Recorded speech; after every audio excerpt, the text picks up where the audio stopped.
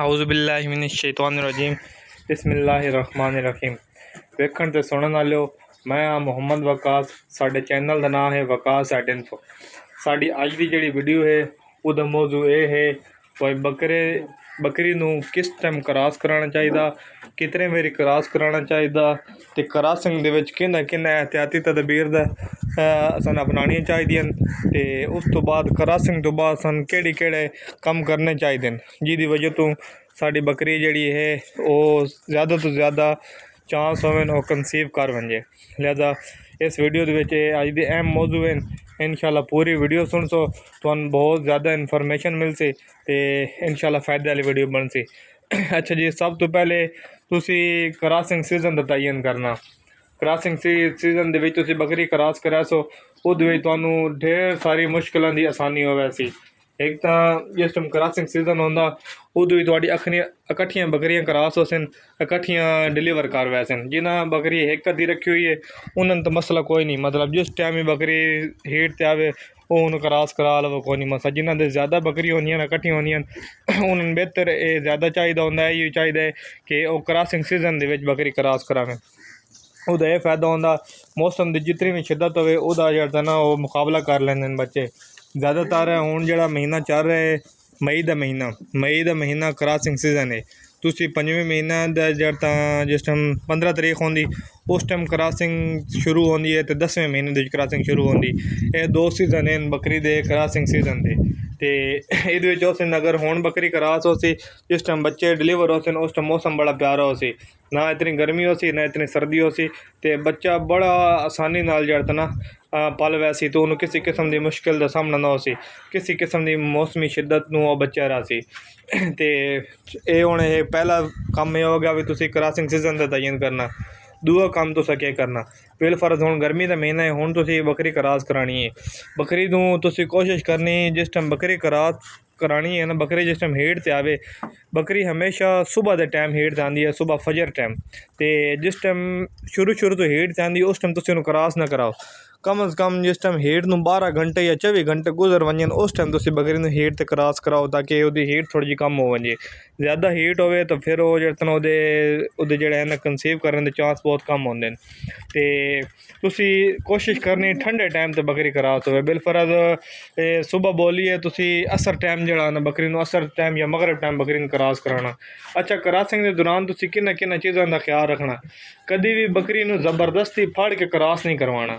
तुसी जी बकरी नूं फड़ लिया, 2 बंदे फड़ लिया, बिच बकरा ज़बरदस्ती क्रॉस कर रहा है, इहदे नाल एक तो बकरी का रहम खराब हो जाता, उस तो बाद बकरी ठहरदी नहीं है। बिल्कुल बकरी नूं तुसी अपने हाल ते छोड़ देना ते आपे बकरी क्रॉस होवे। इहदे नाल एक तो बकरी का रहम खराब ना हो सी, ते बकरी जिहड़ी है ना उहदे कंसीव करन दे बहुत ज़्यादा चांस हो सन। तो ये तुसी सब तो वड्डी एहतियात ये करनी है बकरी नूं ज़बरदस्ती क्रॉसिंग नहीं करानी। ये चेक कर लेना बकरी सही हीट ते है तो फिर क्रॉस कराना। तो अच्छा, कुछ साढ़े बंदे को मशहूर है जी, अगर तुसी बकरी नूं 3 दफ़ा क्रॉस करा सो तो तुहाडे 3 बच्चे आसन, तुसी 4 दफ़ा क्रॉस करा सो 4 बच्चे आसन।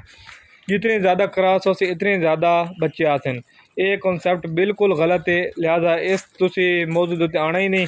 साढ़े कोल ऐसी ऐसी बकरियां जिहड़ी बिल्कुल एक दफ़ा क्रॉस होनियां तो 4 बच्चे भी देनियां, 3 भी देनियां।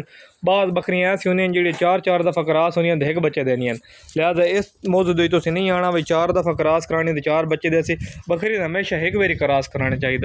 ये जितनी ज़्यादा क्रॉस होंदी है इतना उहदा उल्टा नुकसान होंदा, बकरी दा जेहड़ा ना अंदरों जख्मी हो वैंदी है। तो इस वजह तो बकरी जेहड़ा रहम खराब हो जाता, बकरी पद फिरदी रहती है, ठहरदी नहीं है। लिहाजा तुसी ये लालच नहीं करना भाई अस फीस वाले बकरे को लै गए या किसी अच्छे बकरे को लै गए तो 3-4 बारी क्रॉस करानी, ये बिल्कुल कंसैप्ट गलत है। तुस बकरी क्रॉस करानी है बिल्कुल 1 ही बारी करानी है। तो 1 बारी क्रॉस हो तो बिल्कुल वो ठहर वैसी इंशाल्लाह। ये अल्लाह के हुक्म नाल ठहरनी होंदी है, अल्लाह जरूर अमर हो गया तो ठहर वैनी। फिर चाहे तुसी 1 बारी क्रॉस कराओ भावें 5 बारी कराओ, अगर नहीं ठहरना तो भावें जितने बारी मर्जी कराओ तां भी नहीं ठहरना। बस अल्लाह जरूर तुहाडा ये अमर हो गया तो इंशाल्लाह ठहर वैसी। साडा काम है एहतियात करना, तो बाकी अल्लाह इंशाल्लाह वो अजर बेहतर कर दे सी। तो अच्छा, सब तो ये तुसी क्रॉस करा देना। बिल फर्ज हुण बकरी क्रॉस हो गई है, क्रॉसिंग तो बाद साड़ी एहतियाती तदबीर केड़ी होनी है। ਕ੍ਰਾਸਿੰਗ ਤੋਂ ਬਾਅਦ ਜਿਸ ਟਾਈਮ ਤੁਸੀਂ ਬੱਕਰੀ ਕ੍ਰਾਸ ਕਰਾਈਏ ਤੁਸੀਂ ਇਨ ਕਰਨਾ ਵੀ ਠੰਡਾ ਪਾਣੀ ਲੈ ਲੈਣਾ ਤੇ ਉਹ ਤੁਸੀਂ ਨਾ ਬੱਕਰੀ ਦੀ ਛੋਟੇ ਪਿਸ਼ਾਬ ਵਾਲੀ ਜਗ੍ਹਾ ਦੇ ਉੱਤੇ ਨਾ ਥੋੜ੍ਹਾ ਜਿਹਾ ਪਾਣੀ ਛੱਡ ਦੇਣਾ, ਥੋੜ੍ਹੀ ਉਹਦੀ ਹੀਟ ਜਿਹੜੀ ਨਾ ਕਮ ਹੋਵੇ ਸੀ। ਤੇ ਬੱਕਰੀ ਨੂੰ ਕ੍ਰਾਸ ਕਰਾਉਣ ਤੋਂ ਬਾਅਦ ਕਮ ਅਜ਼ ਕਮ ਤੁਸੀਂ ਜਿਹੜਾ ਨਾ ਇਹ 30 ਤੋਂ 40 ਫੁੱਟ ਉਹਨੂੰ ਚਲਾਉਣਾ ਹੈ ਪੈਦਲ, मतलब ਉਹਨੂੰ ਐਂ ਟੋਰਨਾ ਹੈ। ਅੱਗਾ ਦੇਰ ਚੱਕਰ ਲਾਵੇ, ਜ਼ਿਆਦਾ ਭਜਾਣਾ ਨਹੀਂ, ਬਸ ਆਰਾਮ ਨਾਲ ਉਹਨੂੰ ਟੋਰਨਾ ਹੈ ਅੱਗਾ ਪਿੱਛਾ ਕਰਕੇ ਨਾ 30-40 ਕਦਮ ਜਿਹੜਾ ਤੁਹਾਨੂੰ ਉਹਦੇ ਲੱਗ ਵੰਜਣ ਤੋਂ ਟੁਰਦੀ ਵਧੀ ਰਹੇ। ਇੱਕ ਇਹ ਤੁਸੀਂ ਇਹਤਿਆਤ ਕਰਨੀ। ਉਸ ਤੋਂ ਬਾਅਦ ਤੁਸੀਂ ਆਂਦਿਆਂ ਨਾਲ ਬੱਕਰੀ ਨੂੰ ਜਿਹੜਾ ਕ੍ਰਾਸਿੰਗ ਤੋਂ ਬਾਅਦ ਤੁਸੀਂ ਕੀ ਕਰਨਾ, ਦਹੀਂ ਅਤੇ ਤੇਲ ਇਹ ਤੁਸੀਂ 3 ਤੋਂ 4 ਦਿਹਾੜੇ ਲਾਜ਼ਮੀ ਦੇਣਾ। ਬੱਕਰੀ ਦੀ ਕ੍ਰਾਸਿੰਗ ਤੋਂ ਬਾਅਦ ਦਹੀਂ ਅਤੇ ਤੇਲ ਤੁਸੀਂ 30 ਗ੍ਰਾਮ, ਵੱਡੀ ਬੱਕਰੀ ਹੈ 30 ਗ੍ਰਾਮ ਜਿਹੜਾ ਤਾਂ ਨਾ 30 cc ਲੈ ਲੈਣਾ ਤੇਲ ਅਤੇ 1 ਪਾਈਆ ਦਹੀਂ ਲੈ ਲੈਣੀ। ਇਹਨੂੰ ਤੁਸੀਂ ਮਿਕਸ ਕਰ ਲੈਣਾ। ਮਿਕਸ ਕਰਕੇ ਅਗਰ ਆਪੇ ਪੀ ਜਾਏ ਤਾਂ ਜ਼ਬਰਦਸਤ, ਨਹੀਂ ਤਾਂ ਤੁਸੀਂ ਸੁਰੰਜ ਨਾਲ ਉਹਨੂੰ ਦੇ ਦੇਣਾ। ਇਹਦੇ ਨਾਲ ਉਹਦੀ ਜਿਹੜਾ ਤਾਂ ਨਾ ਬੱਕਰੀ ਦੀ ਹੀਟ ਖਤਮ ਹੋਇਆ ਸੀ ਅਤੇ ਬੱਕਰੀ ਠੰਡੀ ਹੋਇਆ ਸੀ ਅਤੇ ਇਹਦੇ ਨਾਲ ਉਹਦੇ ਕਨਸੀਵ ਕਰਨ ਦੇ ਚਾਂਸ ਬਹੁਤ ਜ਼ਿਆਦਾ ਹੋਏ ਸਨ। ਅਤੇ ਤੁਸੀਂ ਇਹ ਇੱਕ ਦਿਨ ਦਹੀਂ ਦੇਣੀ ਹੈ, ਇਹਦਾ ਕੋਈ ਟਾਈਮ ਨਹੀਂ, ਤੁਸੀਂ ਸੁਬਾਹ ਦਿਓ ਸ਼ਾਮ ਦਿਓ। ਕ੍ਰਾਸਿੰਗ ਤੋਂ ਬਾਅਦ ਦਿਨ 'ਚ ਇੱਕ ਵਾਰੀ ਤੁਸੀਂ ਜਿਹੜਾ ਤਾਂ ਨਾ ਇਹ ਦਹੀਂ ਅਤੇ ਤੇਲ ਦੇਣਾ, ਸਰਸੋਂ ਦਾ ਤੇਲ ਦੇਣਾ। ਠੀਕ ਹੋ ਗਿਆ। ਸਰਦੀਆਂ ਹਨ, ਗਰਮੀਆਂ ਦੇ ਵਿੱਚ ਤੁਸੀਂ ਜਿਹੜਾ ਤੇਲ ਉਂਝ ਵੀ ਬੱਕਰੀ ਨੂੰ ਦਿੰਦੇ ਰਹੋ।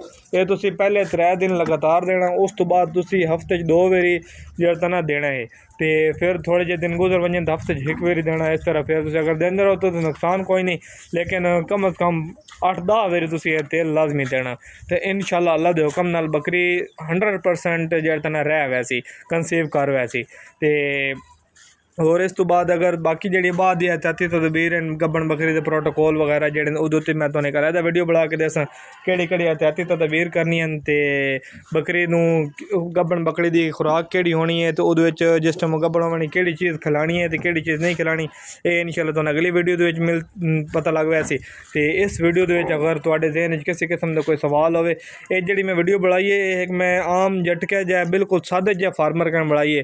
ਵੈਸੇ ਤਾਂ ਪ੍ਰੋਟੋਕੋਲ ਬੜੇ ਹੁੰਦੇ ਨੇ ਜਿਹੜਾ ਨਾ, ਪਹਿਲੇ ਕ੍ਰਾਸਿੰਗ ਤੋਂ ਪਹਿਲੇ ਸੈਲੀਵੇਟ ਦੇਣਾ, ਇੰਜੈਕਸ਼ਨ ਲਾਣੇ ਹੁੰਦੇ ਨੇ ਅਤੇ ਹੋਰ ਉਹ ਜਿਹੜੇ ਉਹ ਹੈ ਡਿਵਰਮਿੰਗ ਕਰਨੀ, ਉਹ ਸਾਰੇ ਤੁਹਾਨੂੰ ਅੱਗੇ ਪਹਿਲੇ ਦੱਸ ਚੁੱਕਿਆ। ਅਤੇ ਬੱਕਰੀ ਨੂੰ ਪਹਿਲੇ ਅੰਦਰ ਸਫਾਈ ਕਰਨੀ ਹੈ, ਸਫਾਈ ਕਰਕੇ ਉਸ ਤੋਂ ਬਾਅਦ ਕ੍ਰਾਸਿੰਗ ਕਰਾਉਣੀ ਹੈ।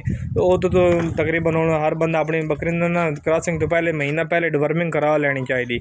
ਲੇਕਿਨ ਹੁਣ ਸੀਜ਼ਨ ਹੈ, ਹੁਣ ਤੁਸੀਂ ਜਿਹੜਾ ਨਾ ਇਹਨੂੰ ਕਰਾ ਸਕਦੇ ਹੋ।